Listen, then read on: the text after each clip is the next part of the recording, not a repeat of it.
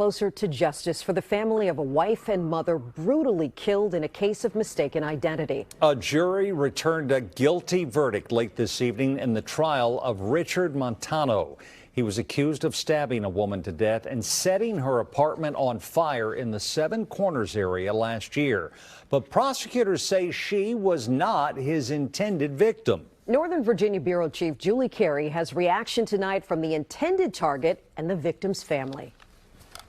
Silvia Vaca Abacay, a wife and mother of two teenagers. A jury finding this man, Richard Montano, guilty of her murder and of arson for trying to cover up the crime with fire. I can't explain what happened in that day because this is terrible. It was a most terrible crime. The victim and her husband were sharing an apartment with the killer's ex-girlfriend. She just dumped him for good after a years-long relationship. On August 10th, 2022, Ring camera video played in court showed Richard Montano entering the apartment. Prosecutors say when the first woman came through the door, he attacked.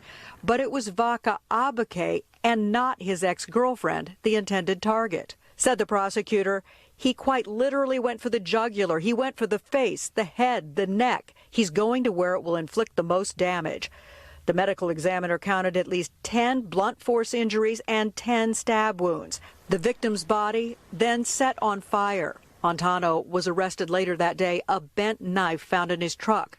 The victim's family thankful for the guilty verdict. Montano's ex-girlfriend said he'd physically abused her before, but she never imagined he'd be capable of murder. I feel guilty. Part of me, I feel guilty because he came for me, not for her. And she had to pay for something that's supposed to happen to me. The victim's husband quick to describe the punishment he'd like to see. Jail forever. Jail forever, yes. Richard Montano will be sentenced on January 19th. That first-degree murder charge carries a penalty of up to life in prison. In Fairfax County, I'm Julie Carey, News 4.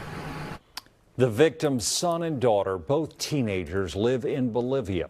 Family members say detectives helped them make a call tonight to deliver the news of that verdict.